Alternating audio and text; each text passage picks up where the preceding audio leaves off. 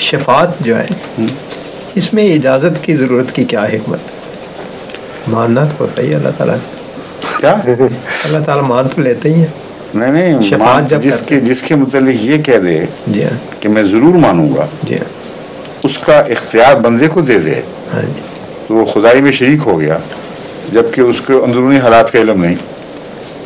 ایک آدمی کو آپ ظاہری طور پر فرشتہ سمجھ رہے ہیں، اس کے لیے دعا تو کر لیں، اگر اندر سے جو مرضی گندا ہو اس میں آپ کا کوئی قصور نہیں، مگر خدا کمٹ کر لے کہ جو تمہیں نظر آ رہا ہے وہ میں مان جاؤں گا، یہ بالکل درست ہے.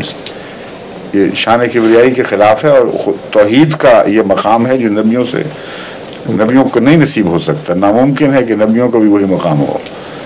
اس لیے منزل نظیر میں بڑی شوقت ہے، غیر معمولی اس میں ایک خدا تعالیٰ کی طرف سے ایک روب اور تمکنت کا اظہار ہے. منزل نظیر یشفع عندہ الا باذنہ، نبی بھی سوال ہی نہیں کوئی. سبحان اللہ. ٹھیک ہے، بالکل. آگے